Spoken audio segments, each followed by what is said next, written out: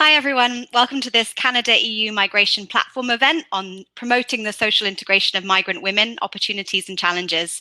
I'm Megan Benton, I'm the Research Director for the Migration Policy Institute's international work. I'm delighted to be moderating today's discussion, and I know there's a lot of exciting US election news going on today that we're taking you away from. So thank you for your time this morning, and I hope that this is a thought-provoking antidote to the bluster of the news. Social integration has often been a kind of poor relation in debates about integration, at least compared to labour market integration. Social integration is difficult to measure, it's tough to define. It's certainly often not valued as highly by policymakers, but it's really the precondition for all other spheres of inclusion, whether this is finding safe housing and settling into your community, or building networks with people from other backgrounds, or just finding a job. And we understand it really clearly with its absence, whether that manifests itself in a sense of isolation or segregation or disconnect among migrants themselves, or a society that is hostile and doesn't value diversity. And these risks can be especially prominent for migrant women, who can struggle more with being stuck in ethnic and family networks, or from taking on a disproportionate share of the sort of invisible work of family life, from not being able to meet people from social groups who might help tap into different opportunities. And of course, COVID-19, maybe many of these risks have been exacerbated tenfold by the pandemic. The heavy weight of school closures that's fallen mainly on women's shoulders, barriers to accessing vital services that are shut down or have social distancing regulations. And then a lot of the sort of normal bustle of community interaction has been stripped away by the pandemic. So we're basically faced with this emergency response, so ensuring access to vital services and healthcare and mitigating the economic impacts. But there's also some long-term challenges, ensuring that the pandemic doesn't set back the larger goal of social integration, relations between different social groups, and ensuring that migrant women can participate fully in their communities. And then more broadly, there's a risk to the sort of long-term goal of gender equality of migrant women. So we've got a really terrific lineup of speakers today to address these challenges. They are sort of split between the EU and Canada. We're going to discuss what effective social integration of migrant women looks like, where the challenges lie, how the pandemic has exacerbated these, and what smart solutions and policy innovations can address these. So I'm going to ask each of our speakers to wave in turn. First of all, Katerina Ivankovic-Knechevich is a director for, for social affairs in the European Commission's Directorate General for Employment, Social Affairs and Inclusion, or DG Employment. And her portfolio covers social protection, wider social policies to foster social and labour market inclusion, including through the European Pillar of Social Rights and other EU social policies. Then we have Gabriela Agetiello is the policy officer at Eurodiaconia, where she focuses on integration and social inclusion of refugees and migrants. She's actually worked in both Canada and the EU, so she's representing the EU today, but brings both perspectives, so welcome as well. Then we have Caitlin Imrie. She's the Director General for the Migration Health Branch of Immigration, Refugees and Citizenship Canada, or IRCC. Hi, Caitlin. She's been in post there since 2017, but she's held a huge number of posts in IRCC, including Chief of Staff to the Deputy Minister, Director General of the Refugee Affairs Branch, and Director General of the Citizenship and Passport Programme Guidance Branch. Mercy Loluvi is the Executive Director, hi Mercy, of Immigrant Women's Services Ottawa. Mercy's worked at IWSO for the past 14 years and was the Manager of Settlement and Integration Services for 5 of those years. And she's a keen advocate on women's rights and gender-based violence issues. Then we have Krishnaveni Thamarai Selvan. Hi, she's a learning and development specialist in adult education and works across a number of non-profit immigrant organizations in British Columbia, Canada. She's also an immigrant woman herself. She moved to Canada in 2018. So welcome, everyone. Before I turn this over to our excellent panel of speakers, I have just a few housekeeping notes. First, you can select for translation services, you can select translation in on air, and then a new tab will open and you can click on my session, and then you'll be able to select between French audio translation or English closed captions. You can also find more information on webinar information. And if you have any difficulty viewing these links, try to zoom your browser to 70%. You got detailed instructions in the on-air guidelines for attendees. This is in the help section on the top right of the webinar platform. Second housekeeping note, there's no Q&A session in this plenary panel, but as you all know, we have breakout sessions where you are encouraged to make comments and ask questions of the speakers and of one another and have a more interactive discussion. And then there's technical support available if you press contact live support on the top right of the webinar platform. So I want to start our discussion today by turning to Katerina. Could you talk a little about the European Commission's approach to the social integration of migrant women, and where are the main challenges and how has the pandemic exposed or exacerbated these? Hi, Katerina. Good afternoon or good morning to you all. It is really a great pleasure to be with you today, even so remotely, although I think we all desire for real and physical meetings and seeing the people and just shaking the hands and having a coffee. But nevertheless, here we are, and we live really in very interesting times. So many thanks to the organizers for inviting us to take a part in this seminar. It is extremely important. I think we can be inspired by different integration policies implemented on both sides of the Atlantic. And indeed, we see Canada really as a very important strategic partner for the EU, and we think that we can really learn a lot from each other. I would dare to say that your approach to migration, which if you look into the OECD work, shows that you could be treated as an exemplary country, and that many others could learn from you. So that's even more why I'm looking forward for this discussion and for this dialogue. We can just I will refer briefly to what is EU doing and what are we and at which stage are we now, because we recently had some really very well development in the area of migrants and especially in the area which is relevant for migrant women as well. So before I start into what is EU doing, I think it's very important to know, and it's very important to clarify that in the EU, the integration and inclusion of the third country migrants is really something what we call a competence of the member states. But however, we do have, and especially the European Commission has important role to play. It has its origins in the Treaty of Lisbon and even before, but it has its roles in the most recent documents that I will reflect on. Before going into what are we doing and what we will do, maybe just to share with you some facts and figures. We still see that we have quite a challenging situation when it comes to the migrant women. We have huge gender gaps in various areas, and these call just for the further efforts and the further actions in this field. I think that the maybe most visible is the labor market and social outcomes, and migrant women participate less in the labor market and take they had, especially when we compare it to the native women, we see that they take lesser role when we compare them to migrant men. And this gap is still quite significant and needs to be definitely narrowed.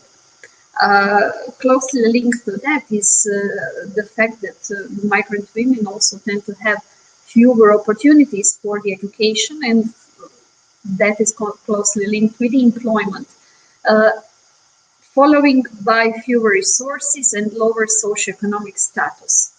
And then, as a consequence, as in various states, they are more exposed to let's say, abuse of different types. And my list could really go on. Just to mention that, unfortunately, they are likely to be employed in insecure or part-time or low-paid jobs with lesser or poorer working conditions. Despite all those negative trends that we are very much aware, and I think they always need to be a starting point in order for us to create good and sufficient policies, we have some positive trends.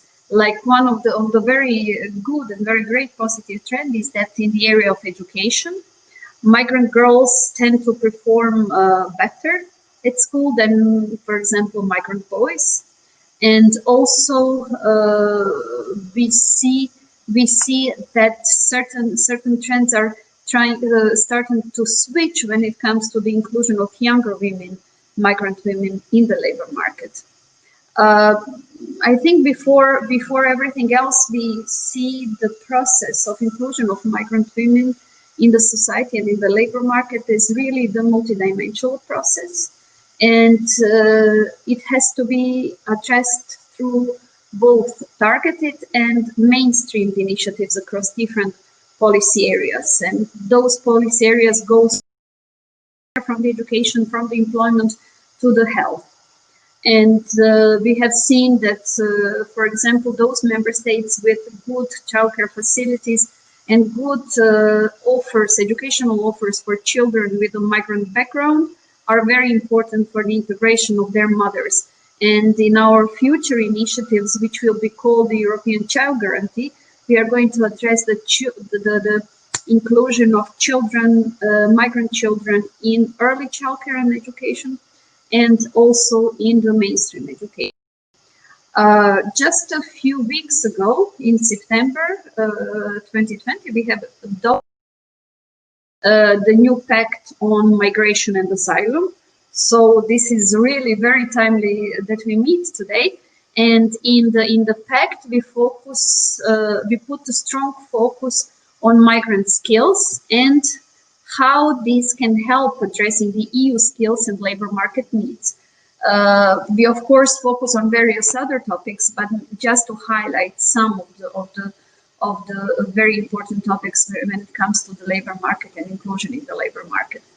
We also have a very well-established initiative called EU Skills Agenda, which was updated also recently in July 2020. And for the third country nationals, we have something what we call EU Skills Tool for third country nationals.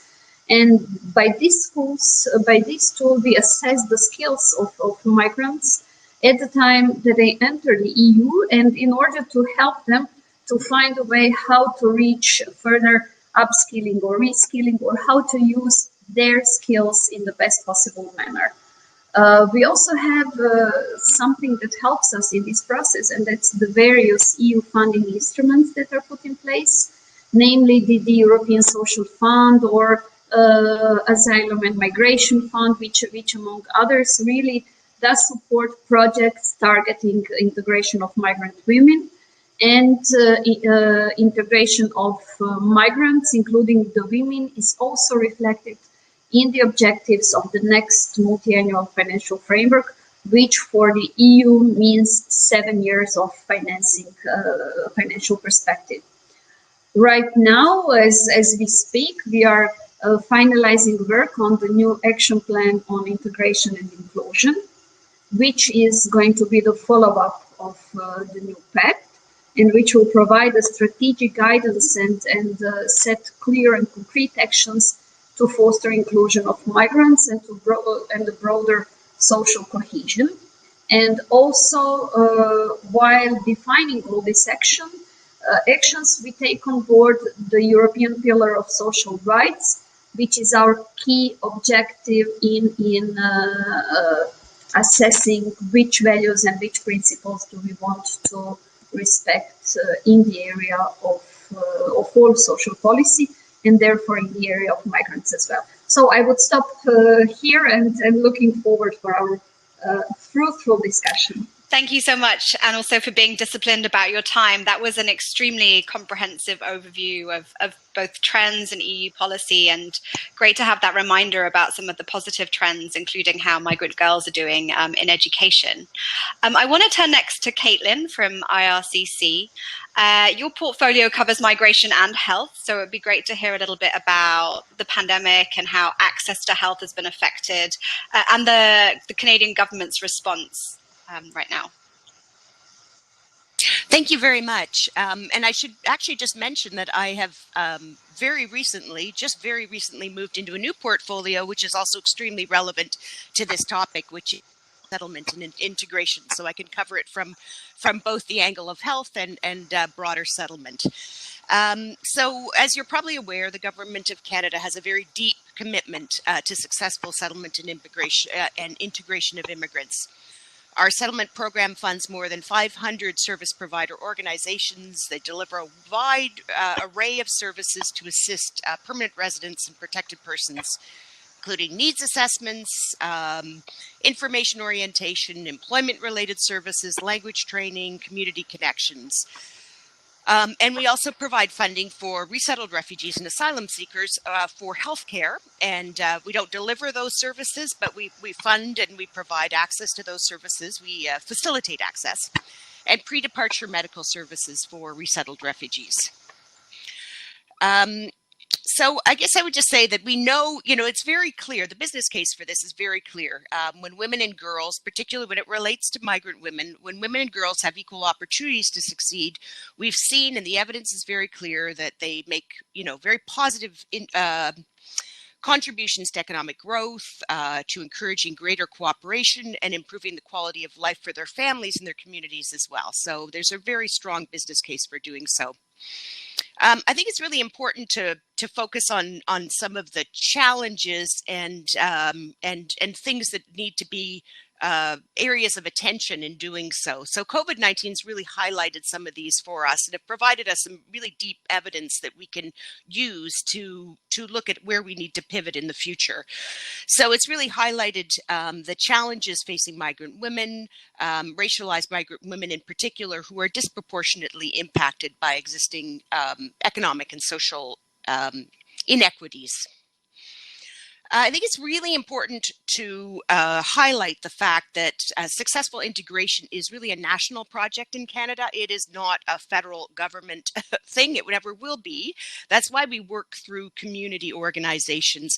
And there's many, many different layers of government that are involved in this, as well as non-governmental actors. And of course, it all hinges on the newcomer themselves, the migrant women, who are really, it is all about them, and they are the ones who are going to make that contribution to it all hinges on them. So as I mentioned, the business case is very strong for doing so. There's a strong evidence base for doing so. So I just think the how is really the important thing to look at.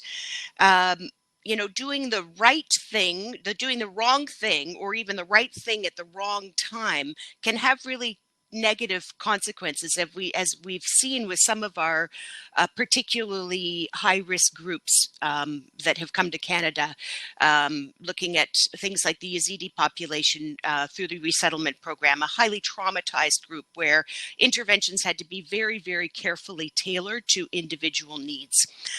So I'm just going to highlight 3 areas of priority for the Government of Canada. I won't have the time to get into them in depth, but I think they might raise some points for discussion. So first is mental health. This is has become very clear to us that mental health issues, untreated mental health issues, can have a significant impact on successful integration. And we've seen that in COVID-19, for instance. A very interesting little sort of nugget that in terms of our interim federal health funding during that COVID period, one of the biggest use of that funding was actually on mental health services. So I think that really points to the importance of this area. The other one is addressing racism. So the government of Canada funds community connection programs that aim to promote inclusion, to help newcomers, migrant youth, migrant women and their families in their schools and their broader communities, and matching newcomers one-on-one with longtime community members to establish meaningful relationships and promote cross-cultural understanding. So these kinds of activities are really important, and I think there is a need to go deeper, and it's certainly something that is very top of mind. And the third thing I would raise is also another area where we've seen COVID-19 has really surfaced the importance of, and that's gender-based violence. So we do a lot of work with community-based organizations around initiatives that are aimed at ending violence, addressing gender-based violence, but it is obviously an area where a lot more activity is called for. So I guess I'll leave it there in order to leave time for other people. And I think we'll have time in the discussion to go into these areas with a little bit more depth. So thank you very much. I think these kinds of opportunities for exchange are really critical to us as we develop our programming. Thank you so much. And you also get a gold star for sticking to time. That was a really great mix of why we're doing this, including the business case, which is so important, and then a discussion of some of the priorities, including addressing racism and mental health that are sometimes overlooked, and some smart innovations. That matching program is really cool. All right, I'm going to turn next to Gabriella. Could you talk about some of the challenges of social integration in the EU context, and what policies or community initiatives really work? Sure. Hi, everyone. Good morning or good afternoon for those of you who are here in the EU. I wanted to thank you, everyone, the Agnieszka, the EU Commission, and everyone that is part of this EU-Canada dialogues for inviting me to share my views on the social integration of migrant women here today. I'm delighted to be here, especially because I can very much relate to the topic, having experienced, I would say firsthand, what it's like to immigrate to Canada and go through the settlement process as a young woman from Latin America, and then go through it again in the European context as an adult. And I've also had the experience of working directly with immigrant and refugee women in Canada, as Megan mentioned, and now here at the policy level in Europe with Eurodiaconia, which is a European network of NGOs which provides social and healthcare services and advocates for social justice. And I feel that these experiences have given me a good understanding and grasp of some of the common challenges, I would say, and perhaps some of the areas where EU countries could benefit from the Canadian experience in settlement and integration. I would say one of the challenges that were addressed by the previous speaker, I think all of them have been very much exacerbated by COVID, and I completely agree. I would just want to point out some of the more common challenges that have been ongoing, I would say, and also have been very much come to the forefront as a result of COVID. I would say one of them is insufficient access to language training, particularly for women with lower education attainments and refugees and family migrants.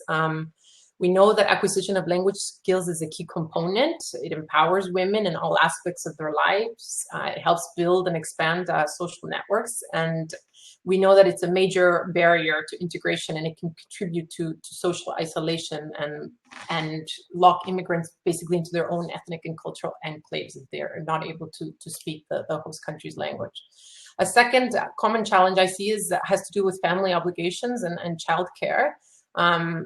The tasks associated with this invisible type of work affects women's ability to access settlement and integration programs and engage in social interactions that would promote their social integration. And furthermore, ethnic and extended family networks, while they are a great source of strength for migrant women most of the time, particularly during the initial settlement period, sometimes they can also contribute to their disempowerment, in the sense that particularly in instances where there's type of controlling behavior of migrant women, or there's domestic abuse, as was highlighted, instances of violence, expectations around women's caring responsibilities, things like that.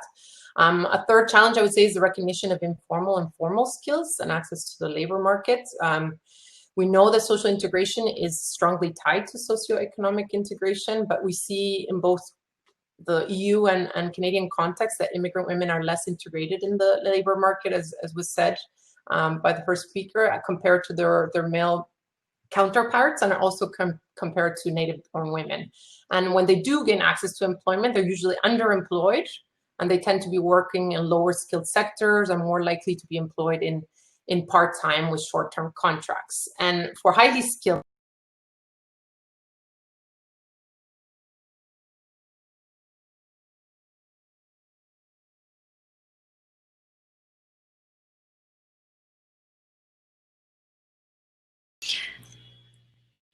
we seem to have lost Gabriella.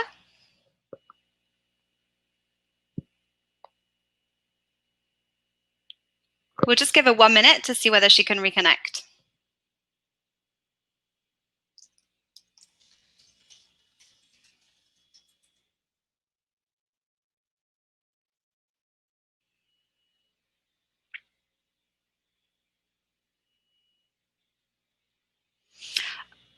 Okay, in that case, I suggest that we come back to Gabriella and we turn now to Krishnaveni. Sorry, everyone, for the technical issues. Krishnaveni. It's a privilege to share my Canadian journey as an immigrant woman here today. Canada is a land of immigrants where every immigrant has a story, and we need to acknowledge that we all are guests on the traditional lands of the Indigenous peoples of Canada. Immigrating to Canada 2 years back, it felt like uprooting a tree and replanting it in a totally different environment, climate, and soil. It was steps towards the unknown. Immigrant women move here voluntarily as permanent residents or forcefully due to life situations as refugees. I had taken benefit of the pre-arrival services provided by the government and had done all my research. But that was not the case with my other immigrant friends. Most women play traditional homemaker roles by choice or expectations. They are bound by culture to put their families first, which limits their exposure in the community. Women immigrants walk around carrying two worlds within them. We were told to maintain the tradition, but the world we live in today demands of us to assimilate and expects us to comply. The host society and immigrants both face assimilation challenges. The hosts may not easily comprehend the culture of the immigrant, especially refugees who take more time to integrate socially.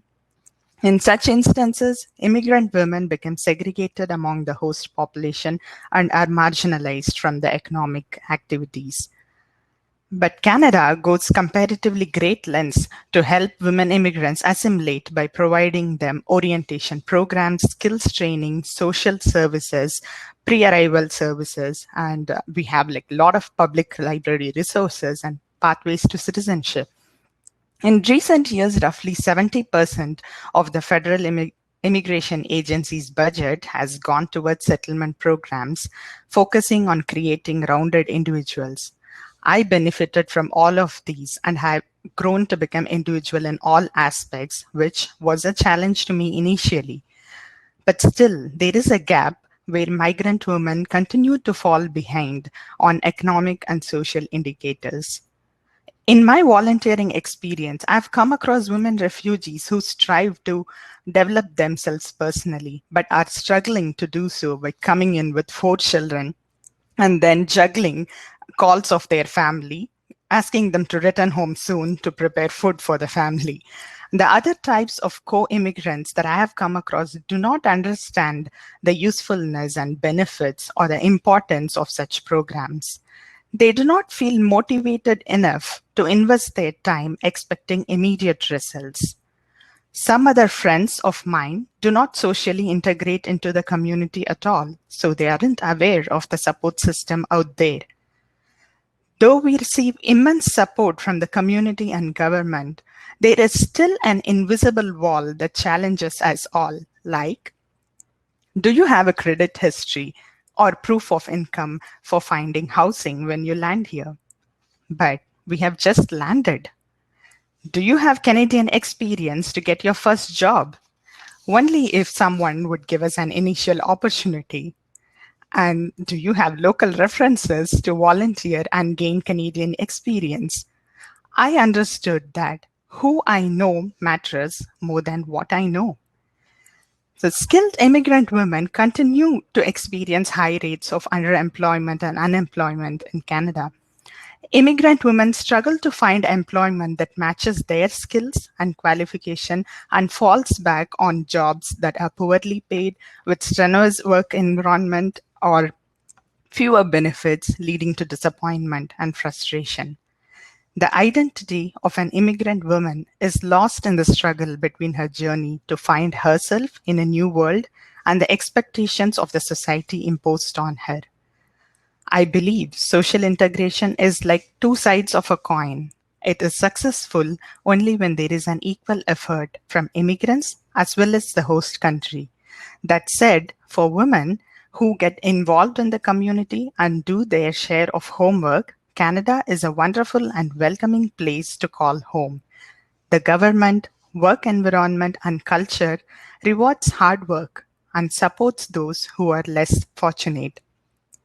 We can ensure immigrant women are not left behind by providing opportunities to gain Canadian experience through active learning in a paid job, internship, or campus recruitment from universities, and maybe immigrant women quota system apart from just volunteering. With International Immigrant Day just around the corner, it is a proud moment worth remembering that Canada went to great lengths in welcoming more immigrants, valuing multiculturalism, and striving towards impactful social integration. The world just needs more of Canada. And on that note, back to Megan.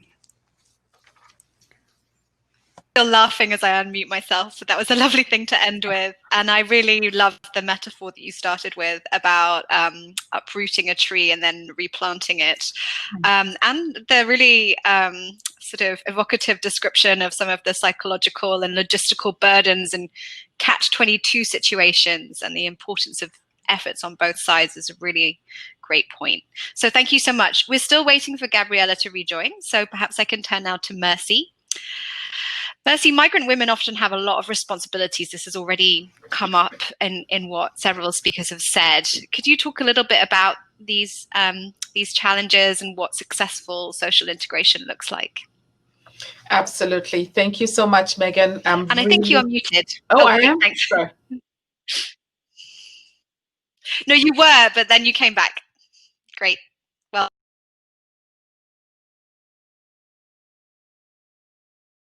No, now you're muted. Can you hear me now? Yes. Okay, perfect. So I'll start over. Thank you, Megan. It is indeed a pleasure for me to be here and be a part of this wonderful discussion. So I'm going to focus my remarks on the impact of the triple burden of responsibilities on the social integration of migrant women. So broadly speaking, the three spheres are child care work and familial responsibilities, where women are expected to do housekeeping, cleaning, cooking, caring for the family, including children, the sick, and the elderly. All work, might I add, that is unpaid, undervalued, taken for granted, and considered invisible work. The second burden of responsibilities experienced by migrant women is productive work, which is associated with paid labor. As mentioned earlier, migrant women, through their assigned gender roles, are the primary caregivers. And because they spend more time doing unpaid work, this leaves them with less time for paid work. The third sphere is community work, which is focused on community engagement and improvements to community connections and resources. So what is the impact of this triple burden of responsibilities on the social integration of migrant women? Firstly, because of the caregiving responsibilities placed on migrant women, their focus is on family and they put their own integration on hold and often have to reconceptualize their aspirations. This explains why it often takes much longer for migrant women to integrate because their initial focus is on the family and not themselves. Because of their caregiving responsibilities and other barriers, they are often not able to enhance their social networks in their new community and often remain in their ethnic silos and by consequence are not able to enrich their social capital. The social isolation and exclusion and lack of networks makes migrant women vulnerable to familial and or domestic violence. And we've heard segments of this in the speeches of the other panelists. Furthermore, the experience of social exclusion compounds feelings of isolation, loneliness, helplessness, etc., which all negatively impact on their mental and physical health. I must also mention that migrant women's feelings of social exclusion is also the consequence of discrimination they may face at the intersections of different facets of their lives. As far as productive work is concerned, many migrant women feel economically vulnerable. This has been mentioned before. In order to be able to juggle family responsibilities, they are forced to work part-time jobs, and most of these jobs are low-paid, minimum wage jobs with no security, few opportunities for advancement, and often no health or other benefits. In Canada, migrant women are less integrated into the labor market than their male counterparts. 57.1% employment rate for migrant women, as opposed to 77.2% of employment rate for migrant men. Research shows that there are some highly skilled migrant women who are admitted to Canada each year. However, this does not translate into high income employment rates for these women. In the fields of computer science and mathematics, for example, the employment rate for racialized women stands at 68%, significantly lower than the employment rate for non-racialized men and women in those fields. Migrant women are therefore unemployed or underemployed, where they are forced to work precarious, low-income jobs. Other factors such as immigration status and systemic barriers often prevent them from accessing jobs for which they have training. The impact of all this is that migrant women experience economic vulnerability, which puts them at risk of exploitation and often leading to violence. It also means that migrant women disproportionately experience poverty. They live on low incomes and find it hard to make ends meet, often having to work 2 to 3 jobs just to be able to put food on the table. This very negatively impacts their social integration and quality of life. Research also shows that migrant women who work these precarious jobs are the first to be laid off in times of strife. This was clearly demonstrated during the early months of the COVID-19 pandemic, where migrant women felt the brunt of layoffs in Canada. At the community level, where social values, social practices, and relationship building are essential to community well-being, there are Canadian programs such as Community Connections, which help to promote community cohesion. However, the lack of language proficiency in the dominant language leads to social isolation or exclusion of immigrant women and hinders their active participation in the community. Migrant women lag behind in their acquisition of language when compared to their male counterparts, largely because of the family responsibility roles assigned to them. For migrant families, the focus is mainly on the social and economic integration of the male migrant, who are seen as the breadwinners and as such are usually the first to learn the language, build their social networks, and find employment. Of course, experiences of racism and discrimination further distance migrant women from fully participating in community. So it becomes very clear to us that the triple burden of responsibilities experienced by migrant women are interconnected and hinders their social inclusion in their new communities. These burdens of responsibilities perpetuate their subordination and often leaves them with a poor sense of belonging and prevents them from realizing their full potential. In Canada, we do have funded enabling activities for migrant women, which include Care for Newcomer Children program, interpretation and translation, and other supports. And these facilitate access, and these are extremely helpful in providing access to migrant women to services that they need. But there is a need for transformative change that challenges the gender division of labor and women's subordination in society, and a need for investment in responsive public services to lessen migrant women's burdens so that they can be empowered to participate fully in the economic and social activities. Thank you. Thank you so much, Mercy. That was an extremely rich presentation, very useful overview of the triple burden. And I love this idea that it's not just competing priorities, but the way that they are ranked. And so often individual integration can be deprioritized relative to family, might be hard because of the type of work that women are in. Gabriella, we're so pleased to have you back. I think you were talking about the high skilled when it cut off. So I hope that you can pick things up smoothly. Over to you.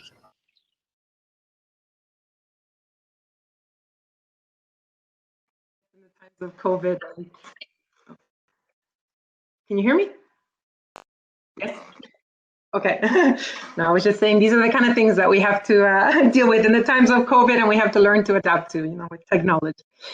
But yes, I'm not going to go too much more into issues, challenges, because I think the previous speakers have really outlined it nicely, and especially with the triple burden of responsibility, which is something that I wanted to get into. So I'm not going to go on that. I'm going to focus more on recommendations at the policy and community level, and especially in an EU context. But one challenge that I did want to mention that I think is particularly relevant to the EU level is the issue of discrimination and the need to address the issue of racism and discrimination, which I think in the EU level is particularly felt by migrant women. I'm not saying it's not in the Canadian context, but I think even more so in the European context. In many EU countries, migrant women, particularly women who show visible signs of being a member of another culture or religious group, often report experiencing discrimination and racism, either in social interactions with locals or when it comes to accessing the labor market. Migrant women also report that this is even more of a challenge in smaller regions or rural areas than in cities. And I think the recent adoption of the EU Anti-Racism Action Plan, which encourages reinforced action against racism at the national level, is a welcome step in the right direction, but I think a lot more needs to be done. In terms of other recommendations, I would say at the policy level, I think the EU should encourage member states through funding and instruments like the upcoming EU Action Plan on Integration that Katarina mentioned earlier, to promote a more gender-sensitive approach in migrant integration action plans and strategies at the national level, and ensure that adequate funding is allocated to guarantee effective implementation of such policies. I think also governments and the programs that they fund should ensure flexibility in service access and eligibility. We know the service delivery needs to recognize that migrant and refugee women's needs vary at different points in time in their settlement and integration journey. So, for example, they might not be able to partake in training or education when they first arrive due to the various family commitments and obligations that we already discussed. Therefore, ensuring flexibility in the uptake of services and eligibility in terms of legal status is also key. I think settlement and integration services should provide specific attention to the needs of migrant women in introductory orientation activities, which is something that happens here in the EU in many countries. Research has shown that women migrants, particularly in the European context, receive less integration and settlement support than men, particularly when it comes to the number of hours of language training and active labor market measures. And this could be for reasons mentioned before regarding family obligations and childcare, but also because of the European context. In the European context, integration services don't usually focus on family migrants. But there is evidence to suggest out of Sweden and other Scandinavian countries that more attention paid to the needs of migrant and refugee women in introductory activities upon arrival and also follow-up, as well as a labor market focus early on tends to yield more positive results in terms of socioeconomic integration in the long term. Fourth, I would encourage governments to fund programs that assist in the creation of professional and social networks for migrant women. Research has shown that there is often a strong link between a migrant's social network and their ability to secure employment and feel socially integrated. So funding at the EU and national level for education and skills trainings programs which are specifically targeted towards women is very important. Also bridging programs that promote the creation of social bonds between migrant women and the local community are also key. And mentorship programs or things like paid internships, volunteer work can also be particularly effective entry tool into employment for women who already perhaps possess the skills and the qualifications but lack the networks and familiarity with the host country's labor market. And lastly, I would like to emphasize the need to make integration programs and services more accessible to migrant women. And this, I believe, is an area where perhaps Canada has many good practices that they could share with their European counterparts. As we know, difficulties communicating and accessing information in the host country's language is one of the key challenges for many migrant women. It is important that relevant information and services be promoted and accessible in the languages of the target groups that you are trying to reach. And I think EU countries aren't often very good at doing this through public services or community services. And I think that also EU countries could do better at supporting and funding migrant women organizations who speak the language of the target group and who understand the community and cultural nuances and who are often perhaps better at reaching out more socially isolated migrant women than mainstream services or the bigger, more established organizations. There are many more recommendations that I could make, but for the interest of time, I will wrap up there, and I'm happy to talk more or take some questions in the breakout rooms. Thank you. Thank you so much, Gabriella. And it almost worked out well to have you last, as if it was by design, because you ended with that forward-looking note on both areas for EU-Canada dialogue, but also on great ideas for different levels of government and different instruments. We're going to go to breakout sessions now. So participants, we're really excited to hear from you. You'll have to click on join for the breakout session you registered for. And once there, you'll have the usual mute, unmute audio and video functions. You'll be able to raise your hand and you'll have a moderator take you through all of this. Please stick to the breakout session you chose. I know I've got extreme FOMO about missing all the other breakout sessions, but we will have rapporteurs giving us their key takeaways after the breakouts, where you'll be able to hear from some of the other topics. So snap your fingers and hope for the best and click out the breakout session that you selected.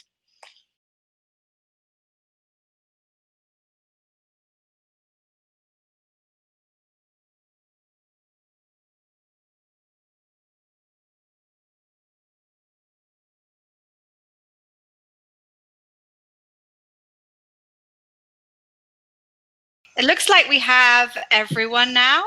So, Caitlin, you very kindly volunteered to go first. You were in the session, Increasing Civic and Political Participation of Migrant Women. But if I could just ask everyone to be a little bit quicker than you would have been otherwise. I know we're running a little late. This was a very packed event. So just a couple of key takeaways would be wonderful. Okay, great. I'll be quick. So we had a very rich discussion about considerations and ways to foster civic and social integration of migrant women, what we can do as policymakers, non-governmental organizations, and community. So we heard about innovative work that people are doing in terms of supporting social and civic engagement, the importance of creating pathways, having visible signs of diversity in the community, and raising the sense of self-esteem and the sense of in the newcomer of actually having a voice and having something significant to contribute. So I would say it's really that two-sided coin. The investments have to be in the community to reinforce the importance of diversity and belonging, as well as with the newcomer. Discussions around the role of government as well as non-governmental organizations. It takes all of us. So governments really can focus on making those connections, building those communities of practice. And we also discussed really the importance of investments in community development and not simply, the funding tends to go towards employment, language, tangible things, but building communities is really super, super critical. And I'll just add also that there was a good discussion about, whether citizenship or long-term residency matters. And the conclusion really was that really it shouldn't. All newcomers should be invited to be part of that civic conversation. So I think many points I could raise, but I'll leave it there in the interest of time. That was fantastic, and really thank you for keeping it short. It definitely gave me more FOMO because I want to hear more about the conversation. Krishnaveni, do you mind if we turn to you next to talk a little bit about your systemic discrimination group? Yes, Megan. We had a deep discussion about systemic discrimination in related to the intersection of gender and migration and other identity factors.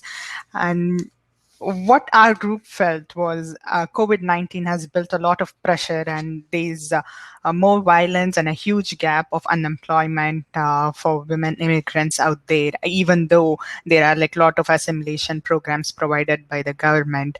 And it's about looking into something holistic. It involved a lot of keywords. It's not just about providing one single program. It's about qualification assessment and even providing emotional support. It's not just about developing their hard skills. It's even about being there and caring about their mental health, which is very important at the moment right now. And the points that our group came up would be like, it's an ongoing learning process and it has to be catered one-on-one depending upon each immigrant's need and their background or whatever is their career lookout is about, and allocating more budget and resources and reaching out and spreading wide even to the immigrants who are having a lot of issues accessing the resources or connecting with the social community. And it's about spreading word about the availability of the resources. And yeah, these are the key points that I take from this group discussion today. Thank you so much. That sounds absolutely fascinating. And this topic was so popular that I breakout groups on this. So Yeah. I'm also pleased that we have Nuria here from the European Commission. Nuria, do you want to add anything to that? Was your discussion different? It's a little bit different. Thank you, Megan. A bit different, and so I perhaps would like to add, we discussed quite a lot about the needs of highly skilled migrant women and the fact that especially those racialized ones face even higher barriers, because what any highly skilled migrant needs is a social and a professional network, and this is not easy to have. But we had a very interesting discussion because we saw some examples of what can be done and what isn't done. So what could be done is like the example of Quebec, where there is in the beginning a discussion that looks about the needs, the holistic needs that the migrant woman has. They cover work, networks with employers, language, feeling at home, needs for her being installed. And then there is a follow-up, so that sometime later on, there is a follow-up. How is it going? What are the obstacles? How can we continue? And this led us to actually notice that in many places, in fact, women are invisible from migration policies and from integration policies. So women are not seen because policies are still done in a general way, we think, which in fact doesn't answer the needs of women. And then there was a quite interesting, fascinating discussion about intersectionality and the fact that there is rightly so increasing attention to the different needs that migrant women and men have, depending on their age, their disability status, their sexual orientation, many things, and that in fact in this discussion sometimes we forget about gender. So gender needs to remain really one of the gender, race needs to remain at the core of this analysis. And then as a follow-up, we thought the Council of Europe is currently developing some draft recommendations for the member states about the integration of migrant women. And in fact, the latest recommendations, they date from 1977. So this is quite a timely moment to redo them. And there's a draft is in the making. So we all thought that it would be quite interesting to look at that. And that is a bit the main takeaways from our room. Thank you, Nuri, and thank you for those concrete ideas at the end. Mercy, your group had a discussion about gender equality and access to services, and we'd love to hear the key takeaways. Absolutely. Thank you, Megan. So our group, we had quite a bit of technical issues, so we were not able to devote as much time as we would have wanted to the discussion. But we did focus on, talk about some of the barriers to services that women experienced during the COVID-19, and also some initiatives, some successful initiatives. So our group, we looked at the barriers around digital services and the additional burdens that migrant women are facing, having children at home and having migrant be required to help them. We also talked about languages and women not being able to access services due to not having the language. And a promising initiative is to have WhatsApp group to provide a platform with different languages, in different languages, where migrant women can connect and support each other, which is a very promising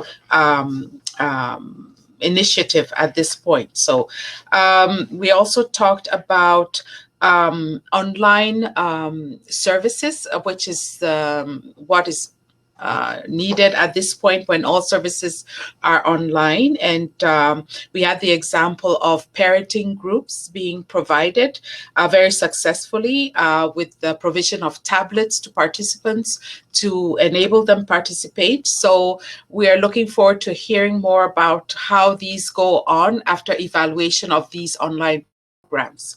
Another promising factor was the insurance program for virtual mental health support for migrant women, and also the local immigration partnerships looking at the community agencies coming together to help build community during this COVID-19 period. So I think those were the points that we were able to come together to discuss during this short time. Thanks for those great examples there. Our education group was split into two, and Gabriella is just trying to rejoin us, so perhaps I can go to Sonia first to report back on your group. Sonia is from the University of Ottawa, and my apologies for not introducing you fully. No worries. Thank you for this wonderful opportunity to discuss very important issues related to social integration for immigrant women. I'd like to start with thanking the group, the breakup group of discussion. We had a really interesting discussion about what I would call structural barriers to the access of immigrant women's access to education. So these structural barriers relate to both like the points that have been discussed earlier, in relation to the family burden, the childcare burden, etc.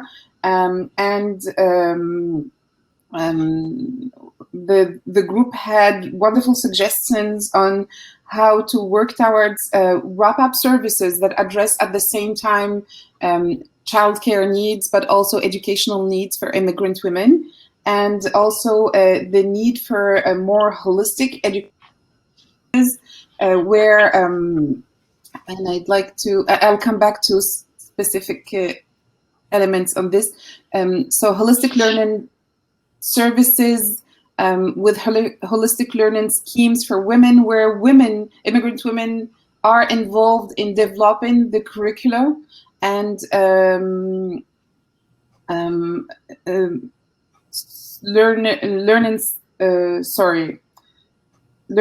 educational services that also enhance and develop practical linguistic learnings. And I would like to highlight some of the main structural barriers in relation to the family and to the host community, because our participants highlighted the interesting insights in relation to that. So first, how the offer of educational services is most of the time not adequate for women's needs because, in fact, of that family burden. Yes, so where immigrant women most of the time have to care for their children, but also for aging parents. Most of the time they don't have enough time to focus on their own education and own integration. And that's a very contradictory situation where they are most of the time also seen and positioned as responsible of most of the problems their own families face. So when the children fail at school or get involved in the criminality or get involved with the child protection, immigrant women are seen both in their own communities but also in the host communities as bad mothers. So that kind of double burden where they have at the same time to perform a set of things to enhance their social integration and to get an education, but at the same time they're stuck in their family responsibilities. And also how sometimes some elements in relation to the host communities. So we spoke about Francophone minorities and also of rural communities where there is not enough services offered to help immigrant women at the same time meet their family responsibilities, but also reach and get access to education. And many very interesting point have been highlighted in relation to funding and funding agencies' criteria, where they require to keep certain programs working, a certain number of enrollments, and where the structural barriers that I just detailed most of the time do not allow for such numbers, which at the end leads to canceling these programs. So that's wonderful. I'm going to have to close there. I'm sorry. No, thank you so much. That sounds like such a rich discussion. And I'll mention in a bit how we're going to make sure that all of these notes are kind of captured. But final word to Gabriella, anything else from your education session to add? With regards to the challenges, we focus more on the solutions and some of the best practices, and particularly in the European context. Some of the challenges that were mentioned were mostly with regards to childcare, weak social networks, lack of access to tailored services, lack of language knowledge to be able to access trainings. Sometimes stereotypes, this came out in the Swedish case, stereotypes that perhaps public employment services might have with regards to migrant women and what they need. The lack of ability of services in rural areas was also a problem. And so out of all this discussion, we came up with some best practices. We talked about funding for one-stop shops, where They have mini creches within the one-stop shops where women can access different language training programs and different educational programs while their childcare is being provided, and they can also access other integration services. And also we have in Germany, we discussed mentoring programs that have been quite successful. They've been implemented in 3 cities in Bavaria, where migrant women are matched to mentors who have the language, the knowledge, the skills in the profession that they're interested in, and where they've seen quite success. 60% of mentees have been able to find employment after going through this program. They also run very good language courses that are adopted to different professions and vocations. Then we talked about some initiatives in Denmark where they have tailor-made learning modules for different professions that migrants can choose from. We talked about in France, they have this open school concept for parents where migrant women can access language learning within the school where their children are registered. And that has been quite successful and has been implemented in other areas. And then we talked about Sweden, and because in Sweden they've seen that many refugee women, migrant women, often migrate during their childbearing years and sometimes get pregnant upon arrival or within a few years upon arrival. Sometimes they're not able to access integration services or integration course or introductory programs. So what they've done is they've tried to be more adaptable and flexible with their programming, and have started to offer Swedish language courses during parental leave. And there's been a quite good uptake on this, and it's been quite successful. So the idea of flexibility in service provision was something that came up a lot. If I've missed anything, it will be in the final report, but I think that was it for our group. Thank you so much, Gabriela. Thank you so much, everyone, for staying a little bit late. And thank you to our wonderful speakers and rapporteurs. There's been so much rich discussion of challenges, bright ideas, good practices, innovation. So I just wanted to reassure you all that this will be captured. Sonia Ben-Sultan from the University of Ottawa, who heard from as a rapporteur, has written a background paper which will be available later on the European website on integration, and that will capture some of the great insights. I also wanted to mention that there's a webinar on November 13th on labour market integration aspects, and then on November 20th on sex, gender and equity in health, focus on migrant women. And then finally, just to close, I just wanted to echo again Krishna Veni's wonderful metaphor about social integration as creating new roots. We've heard so much about how this is an organic process that a lot of different actors play a role in, from migrant women themselves to families, networks, employers. But to continue with the metaphor, I think that policymakers can do a lot, which is to create the fertile soil for communities, societies to welcome them, and for migrant women to set down roots as well. So thank you again, everyone. Sorry we ran late, and this has been just a brilliant discussion. So have a great day and weekend.